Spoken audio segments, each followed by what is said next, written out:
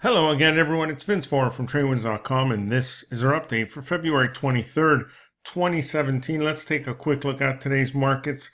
Another mixed close today, although the Dow continued moving forward, putting a fresh new high here. It was up 35 points. The S&P 500 managed a gain of 1 point today, while the Nasdaq and the Russell both pulled back. Nasdaq was down 25, and the Russell down 9, and we'll look at that chart in a second. But these two both showed the first sign of potential weakness, and by weakness I mean just a pullback here.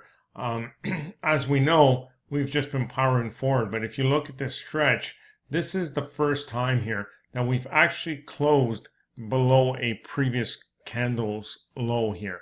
So, really we should wait for follow through. If we get a trade below today's low here, then yes, that would signal a very high likelihood of a continued retracement here, most likely into this upward sloping 20 as the first level of support here. It doesn't show up until way down in here, so I doubt we'll get back all the way there, but we'll see if we can even get a trade just below that low to signal the potential for a pullback. If you look at the Russell here, same thing. Today we closed well below yesterday's low.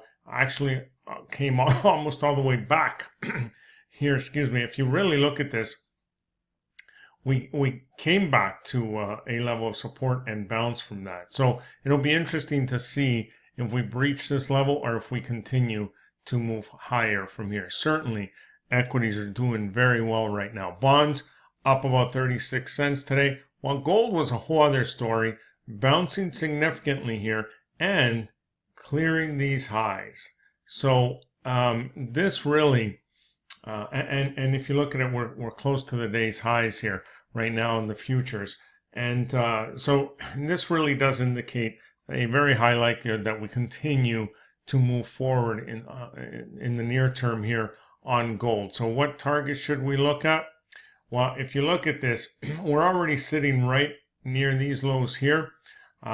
This is the next target right up here, right above that 1300 level. So we really do have the potential to move towards that 1300 level here in the next little while. Crude today moving higher by 1.6%, and after the official close starting to pull back a little here. But also want to talk about Tesla. Tesla, as you know, released earnings yesterday. It was a mixed report. After hours yesterday was trading higher, about 2%. And today, market clearly didn't like the conference call that happened afterwards, because not only did it gap significantly, but continued to trade lower here and actually closed it very close to its lows. So we may, excuse me, we may see a continuation here to trade lower in the near term. So let's look at this as far as targets.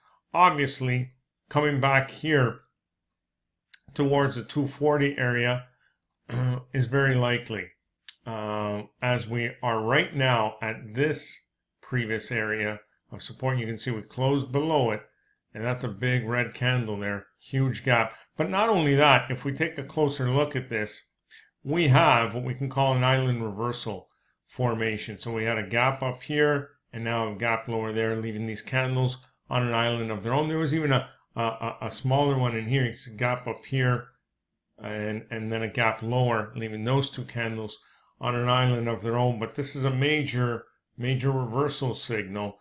Now we'll have to see if we get a trade below the low, but it's almost a given here, considering the size and you know how much selling there was today and closing near its lows.